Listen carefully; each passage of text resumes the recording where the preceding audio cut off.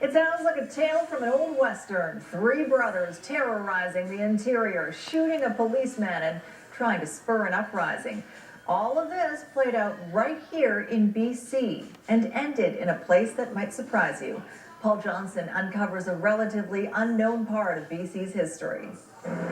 For the thousands who've gone to New Westminster Secondary School, chances are few know the sad tale that ended here. In almost all sense of the word, British Columbia was the Wild West. It's a story that starts near Kamloops, where in the 1870s the sprawling rangeland was home to some of BC's early pioneers and First Nations. All these boys are of mixed race. The boys were the three McLean brothers, aged 13 to 23, who didn't fit in either with First Nations or the settler community, and spent their days stealing and menacing anyone in their way. They were tough characters, and people wanted the news if they were seen in the area. What made the McLean brothers such feared outlaws wasn't just their taste for crime, but they were all superb marksmen, even when they were drunk on whiskey, which was a lot of the time. But they finally went too far when they murdered Policeman Johnny Usher. A posse tracked them to this cabin near Merritt, where an epic shootout happened before they surrendered. You can still see the bullet holes.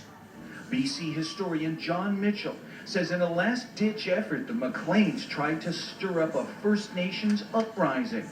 BC's tiny government at the time took it seriously. They thought it was inevitable that there was going to be a native uprising. And weapons were gathered and put on steamers to be transported up into this country. The uprising didn't happen, and the McLeans were taken to New Westminster, convicted and hanged.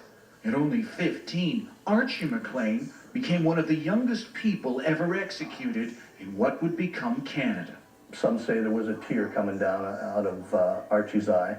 The other boys apologized and said that people should get a lesson from their wayward ways.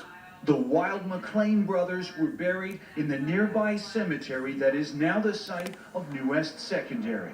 Their bodies remain there today. Paul Johnson, Global News. Who knew?